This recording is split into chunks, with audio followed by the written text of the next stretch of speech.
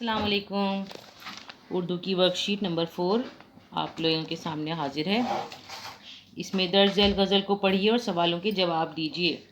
یہ غزل آپ کے سامنے لکھی ہوئی ہے۔ ہستی اپنی حباب کی سی ہے، یہ نمائش شراب کی سی ہے۔ نازکی اس کے لب کی کیا کہیے، پنکھڑ یہ گلاب کی سی ہے۔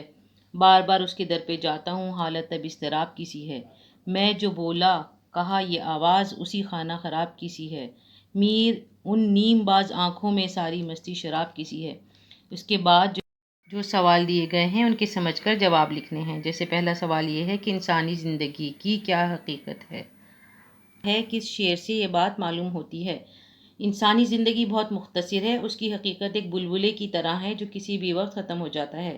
موت کبھی بھی آ کر زندگی کا خاتمہ کر سکتی ہے، یہ بات غزل کے پہلے شعر سے معلوم ہوتی ہے۔ سوال نمبر 2، بے چینی کے عالم میں شاعر پر کیا بیت رہی ہے؟ بے چینی کے عالم میں شاعر کی عجیب حالت ہے۔ وہ اضطراب کے عالم میں بار بار اپنے محبوب کے در پر جاتا ہے کہ شاید میری امید بر آئے، میں اپنا دکھ بیان کر سکوں۔ سوال نمبر 3، شعر میں خانہ خراب کسے کہا گیا ہے؟ جواب، شعر میں خانہ خراب شاعر نے خود اپنے آپ کو کہا ہے۔ وہ کہتے ہیں کہ میری آواز ہی میری دکھ بھری حالت سب پر ظاہر کر رہی ہے۔ سوال نمبر 4، غزل کا آخری شعر جس میں شاعر اپنا تخلص استعمال کرتا ہے اسے مقطع کہتے ہیں۔ آپ اس غزل سے مقطع تلاش کر کے لکھیے۔ تو جو ہم نے غزل پڑھی ہے اس میں سے یہ لاسٹ والا شعر لکھا جائے گا۔ میر ان نیم باز آنکھوں میں ساری مستی شراب کی سی ہے۔ سوال نمبر 5، ایک چیز کو دوسری سے مشابہ قرار دینا یا کسی صفت میں اس کے جیسا بتانا اس کو تشبیہ کہتے ہیں۔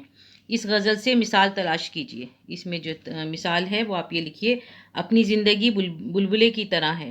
ایک یہ ہے تشبیہ اور دوسری لب کی نزاکت گلاب کی پنکھڑی کی مانند ہے۔ سوال نمبر 6، آپ جانتے ہیں کہ کسی چیز، شخص یا جگہ کے نام کو اسم کہتے ہیں۔ آپ اس غزل سے اسم تلاش کر کے لکھیے۔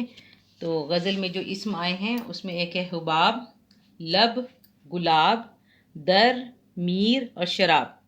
سوال نمبر 7، میر تقی میر کے دوسرے اشعار لکھیے اور یاد کیجیے۔ اور اس میں آپ لوگ ایک یہ شعر لکھ سکتے ہیں، سرہانے میر کے آہستہ بولو، ابھی ٹک روتے روتے سو گیا ہے۔ اور آگے آپ 2 یا 3 جو بھی آپ کو پسند ہوں، آپ کو یاد ہوں۔ جیسے یہ شعر ہے، الٹی ہو گئیں سب تدبیریں کچھ نہ دوا نے کام کیا۔ الٹی ہو گئیں سب تدبیریں کچھ نہ دوا نے کام کیا، دیکھا اس بیماری دل نے آخر کام تمام کیا۔ میر بندوں سے کام کب نکلا، میر بندوں سے کام کب نکلا، مانگنا ہے جو کچھ خدا سے مانگ۔ اور اس کے علاوہ ایک شعر اور مجھے یاد آیا ہے، ابتدائے عشق ہے روتا ہے کیا، آگے آگے دیکھیے ہوتا ہے کیا۔ آگے ہے سوال نمبر 8، یکساں آواز والے حرف یا حروف پر ختم ہونے والے الفاظ کو قافیہ کہتے ہیں۔ غزل سے قافیہ الفاظ ڈھونڈ کر لکھیے، جیسے رائمنگ ورڈز ہوتے ہیں نا، حباب، سراب، گلاب، اضطراب، خانہ خراب اور شراب۔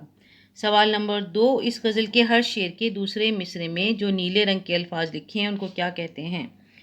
تو اس غزل کے شعر میں جو لفظ نیلے لکھے ہوئے ہیں جو بار بار دہرائے گئے ہیں انہیں ردیف کہتے ہیں۔ اور یہ آپ کی ورک شیٹ مکمل ہو گئی ہے۔